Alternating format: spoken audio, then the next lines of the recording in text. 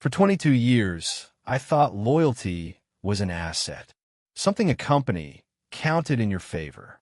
3 times another firm offered me a better title and more money. 3 times I said no, and each time I told my director I'd said no, because that's what loyal people do. They stay, and they're honest about staying. So when the restructuring came and my job was consolidated, I told myself it was just math. Numbers. Nothing personal. Except the numbers didn't work. I earned less than 2 people they fought to keep. If this was about cost, I was the wrong name on the list. Then I heard the phrase HR used in my exit meeting. Not redundant. Not over budget. They said I was a low retention risk. I kept turning that over. Low retention risk.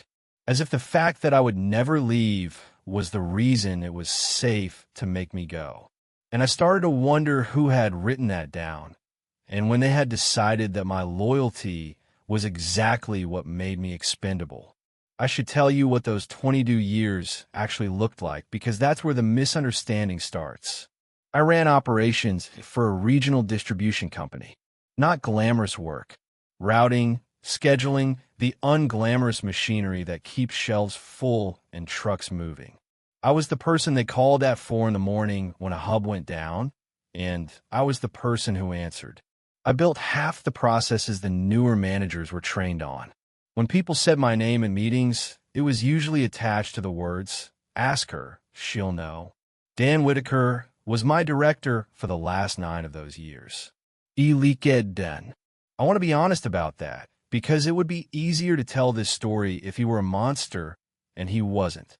He was the kind of manager who remembered your kids' names and meant it. Every time I brought him an outside offer, he'd close his office door, look genuinely worried, and tell me the same thing. Don't make a decision in a hot moment.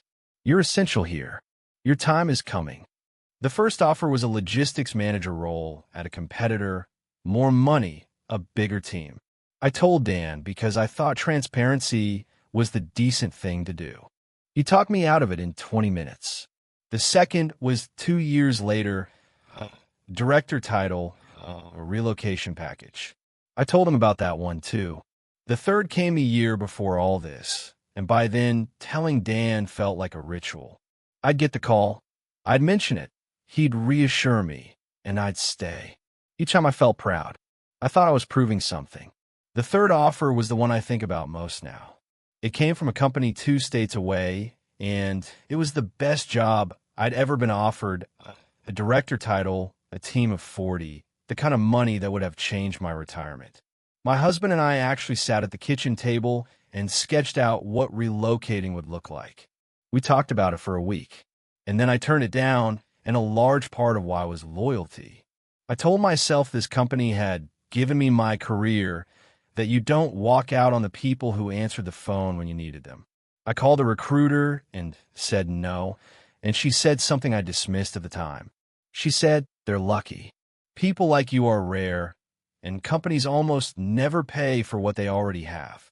I thought she was just sore about losing her commission. It turned out she understood my employer better than I did. The next morning, I went into Dan's office and told him I'd turn it down. He thanked me. He said it meant a lot. What I didn't know was that, by lunchtime, it would mean exactly 1 line in a spreadsheet. The first thing that felt wrong was small.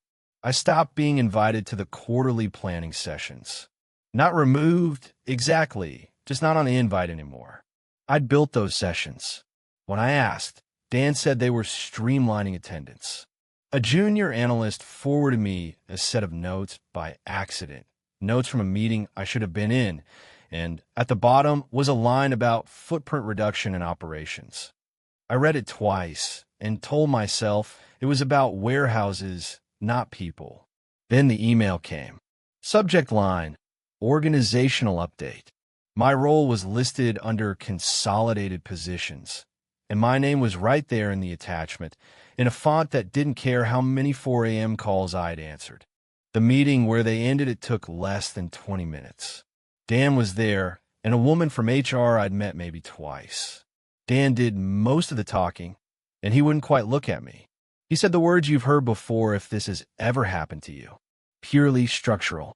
not a reflection of your work. The role, not the person. I stayed calm. I've replayed that calm 100 times since, and I'm still proud of it. I asked one question. I asked how they chose. The HR woman answered before Dan could. She said the selections were based on a range of factors, including performance, criticality, and retention considerations. I remember the phrase because it landed wrong. Retention considerations. You retain people you're afraid of losing. There was nothing to retain about me. I had never once threatened to leave.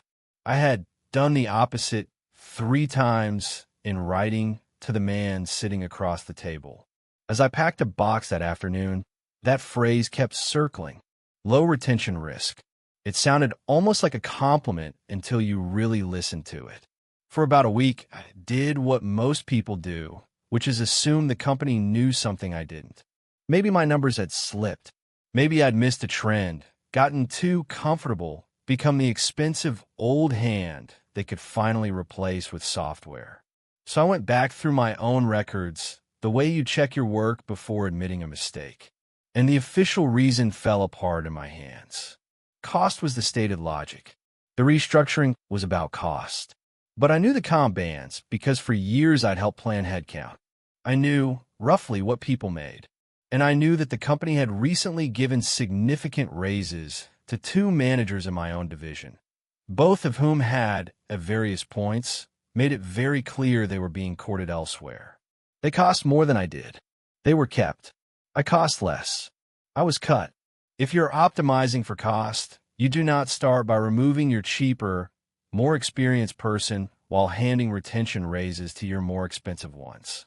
The math only works if cost wasn't really the variable. A former colleague, someone who'd left the year before, was the one who gave me the word for it. We got coffee, and when I described what happened, she didn't look surprised. She asked if I'd ever seen the talent review. I said I didn't know what that was. She explained, once a year, leadership sat in a room and placed every employee on a grid. Performance on one axis, something they called potential or risk on the other. Boxes, labels, decisions about who got invested in and who got managed out, made in a meeting most of us never knew was happening. Your whole future, she said, got decided in a document you were never allowed to read. That sentence is the one that changed everything. Because up to that point, I'd been searching myself for the flaw. Now, I understood there was a piece of paper somewhere that had already answered the question I was torturing myself with, and I had never been allowed to see it. I started reading everything I could find about how these reviews work, the way you research a diagnosis after a doctor uses a word you don't understand. The grid has a polite name: talent management, succession planning, calibration. The idea sounds reasonable on paper. Rank people honestly so you invest in the right ones. But every grid has a bottom, and someone has to be placed there, and the labels that go in the boxes have a way of becoming decisions long before anyone says the decision out loud. A person can be excellent at their job and still be quietly sorted into the box marked manage out, not for failing, but for being predictable. Predictable people are easy to plan around. I had spent 22 years making myself the most dependable person in the building. I had optimized my entire career for a quality the grid treated as a weakness.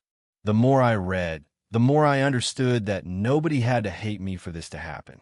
They only had to do the math.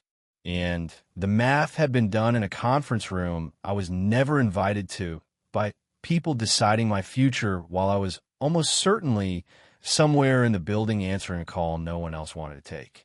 The person who let me see was Priya Nair. Priya had been an HR business partner for our division, and she was leaving the company herself, disillusioned, on her way to something better, with nothing left to protect. We'd always been straight with each other. When I told her what I'd pieced together, she was quiet for a long moment. Then she said, "You deserve to see how the decision was actually made." She didn't hand me secrets to be dramatic. She did it because she'd sat in those rooms, and she'd stopped being able to live with what got said in them. What she showed me was the talent review grid from the cycle before my layoff. I found my name. I was in the upper range for performance. No surprise, my reviews had been strong for 2 decades. But it was the label beside the box that stopped me. It read, high tenure, low flight risk, low retention priority, suitable for release in restructuring scenarios. Suitable for release. And then, in a margin note next to my name, 6 words I will never forget. Aware of external interest, will stay. I sat with that for a long time. Will stay. Not might leave. Will stay. They had written down, as a fact, that I was the kind of person who would never go. And then they had used that fact as the reason it was safe to let me go. It took me another day to understand where the margin note came from, and when I did, it was worse than I expected. Aware of external interest. The company knew about my outside offers.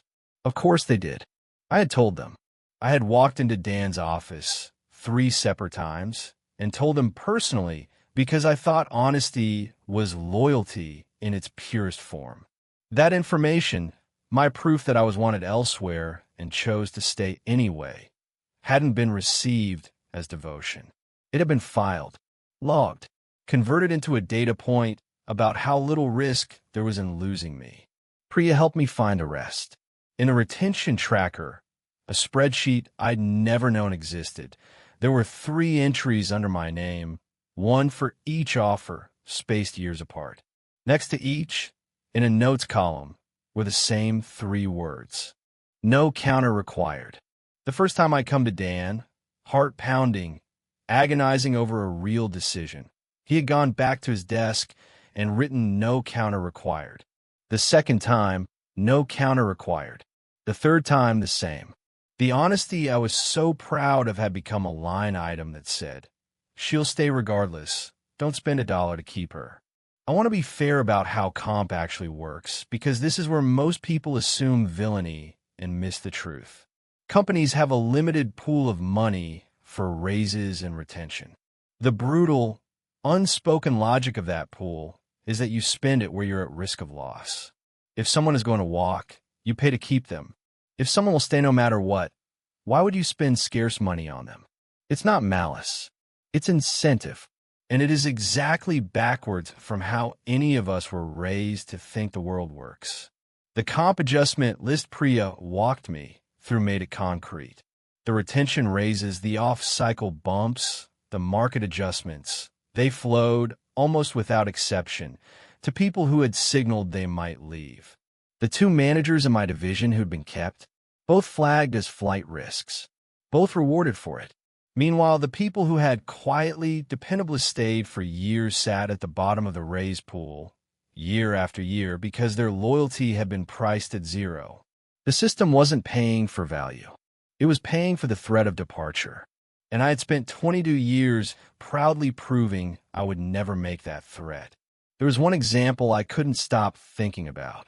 A manager I'll call Greg, talented but restless, had walked into leadership 3 years running with a competing offer in hand.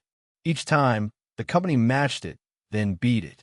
He got the raises, the retention bonus, the special project, the title bump. We used to joke, the rest of us, that Greg got a raise every time he updated his resume. We thought it was funny. We didn't realize it was instruction. Greg had figured out the one thing the system actually rewarded, and he pulled the lever every year. He's still there, by the way, better paid than ever. And I don't blame Greg. He read the incentives correctly and acted on them, which is more than I could say for myself. But the contrast is the whole story. The man who kept threatening to leave became untouchable. The woman who kept promising to stay became disposable. Same company, same years, same grid. The only difference was that one of us made the company nervous and one of us made the company comfortable. And it turned out comfort was the dangerous place to be. I might have stopped there, bitter but alone, if I hadn't found Tom. Tom O'Clair had been with the company 20 years, a maintenance and facilities lead, one of those people who knew where every shutoff valve and every skeleton was buried. He'd been let go in the same restructuring a few weeks after me. We'd never been close, but I called him because I needed to know if I was imagining a pattern or seeing one. I asked him a careful question. Had anyone explained why him? He gave me almost the same words I'd been given. Structural. Cost. Nothing personal. So I asked Priya, before her access disappeared, to look. Tom's box on the grid carried language nearly identical to mine. High tenure. Low flight risk. Suitable for release. He had never threatened to leave either. He'd turned down a contractor's offer years back and, like me, mentioned it to his boss because he thought it showed commitment. Same loyalty. Same disclosure. Same label. Same outcome. Two of us was no longer a story about me. It was a method. Tom and I met for lunch at a diner halfway between our houses, two recently unemployed people in our 50s trying to make sense of the same thing. He brought a folder too.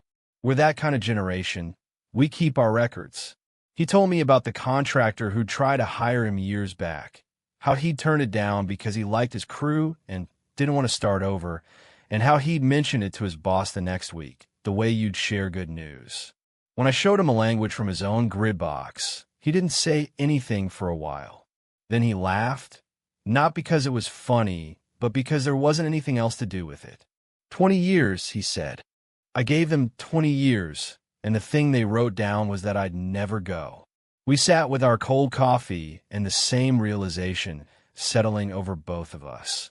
The trait we'd each been proudest of was the one-line item that had marked us for removal. And once I saw it as a method, I had to ask who built it, because that's where I had been wrong about Dan. I had been ready to hate him, and hate is simple. But Dan didn't invent the grid. He didn't write the comp philosophy. Priya showed me a leadership deck from 2 years earlier, a strategy document about talent investment. One line, in corporate font, summarized the whole thing. Concentrate retention spend on flight risk, high-impact talent. Minimize spend on low mobility populations. Low mobility populations. That was me. That was Tom. That was every person who had built a life around staying. The deck didn't come from Dan. It came from the top, from a philosophy that treated loyalty as a discount and a threat as leverage. But here is the part one couldn't let Dan off the hook for. The system gave him a grid. The system did not write the words "will stay" next to my name and turn my honesty into a reason. A person did that. A person took the 3 times I trusted him with a real decision and converted them into no counter required. The structure made it possible. Dan made it personal. So I went to see him. Not to scream. I'd had enough time to be past screaming. I brought printouts. The grid, the tracker, the 3 identical notes. I put them on his desk, and I asked him to explain no counter required. He went through the stages you'd expect. First, he said he couldn't discuss personnel decisions. Then he said the grid was a standard tool. Everybody used it. It wasn't personal. Then, when I pointed to the margin note in his own shorthand, something in him gave way, and he said the truest thing he said all day. He said, "Elaine, you are never going to leave. I never had to worry about you." He meant it as a kind of compliment. He didn't understand, even then, that he had just described the exact crime. The reason I was safe to lose was that he had never had to worry about losing me. That was the moment my anger turned into something steadier. I realized that being right with Dan wasn't the point. Dan was one man inside a machine that would keep doing this to the next loyal person, and the one after that, long after Dan retired. If I wanted it to mean anything, I couldn't just win an argument in an office. I had to make the grid itself answer. So I took it up. Priya, on her way out, helped me route it properly to an HR ethics channel and to a vice president I'd known for years who still had a conscience and some power. I didn't frame it as my grievance. I framed it as a liability and a pattern. A documented practice of using employees' disclosed loyalty and low mobility as criteria for termination. I had the grid language. I had the tracker. I had 2 cases with nearly identical wording. I had a strategy deck that said the quiet part in writing. The first response was exactly what you'd predict. Standard practice.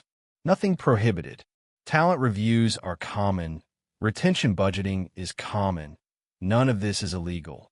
And they were right that most of it wasn't against any rule.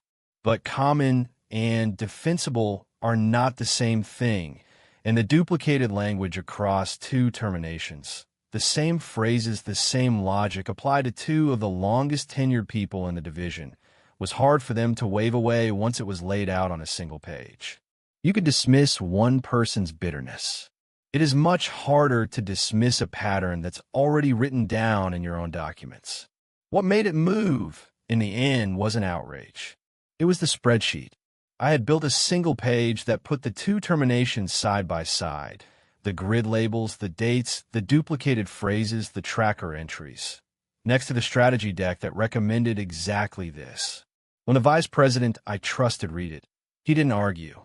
He went quiet, the way people do when they recognize something they'd half known and never said out loud.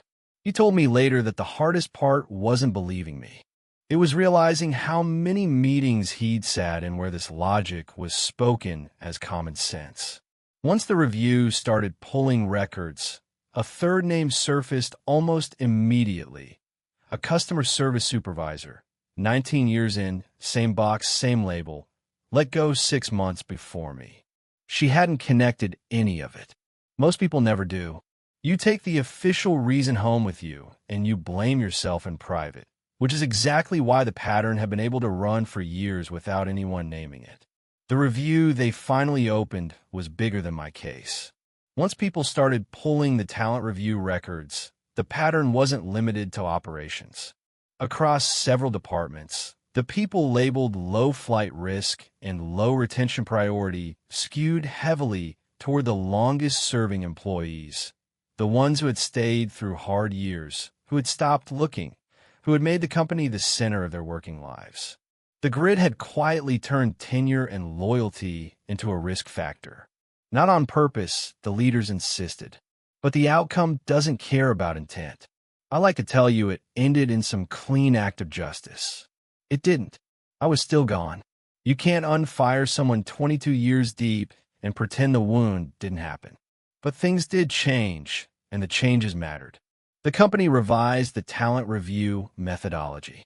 Disclosed outside offers and length of service could no longer be used as negative signals in retention or restructuring decisions. They were explicitly barred from the criteria. My severance was reopened and corrected to something that actually reflected my years. Dan and two leaders above him went through a formal review of their decisions. I never learned every consequence, and I made my peace with not knowing. Tom's case was re-examined too, and a written acknowledgement went into the record that the practice had been wrong, in language clear enough that the next loyal person might be spared. One more thing changed quietly. One of those firms that had courted me years ago still remember my name. The offer was real, and it was still open. I took it. I want to be careful about how I say this, because it would be easy to dress it up as a triumph, and it wasn't one. It was a Tuesday and a new badge and a strange grief of starting over at an age when you thought you'd be finishing. But I took it with my eyes open in a way I never had before. Here's what I understand now that I didn't at 22 years of service. Loyalty is a real and good thing, but only when it goes both directions. Loyalty that flows one way isn't devotion. It's leverage, and it belongs to whoever is willing to use it. For 2 decades, I handed a company proof of my commitment and trusted them to value it. They valued it precisely. They calculated to the dollar that my commitment meant they never had to give me anything to keep me. The honesty I was proudest of was the cheapest information I ever gave away. I don't tell new colleagues to stop being loyal. I tell them to make sure loyalty is mutual and to notice the difference before someone else does.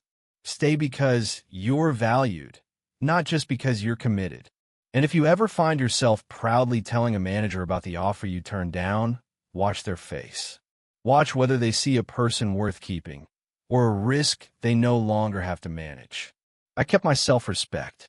I kept the friendships that were real, like Prius. I kept the knowledge that when it counted, I was the one who told the truth and made the system answer for it. The company kept 22 years of my work. I think in the end, I came out ahead. It just took me a long time to learn how to count.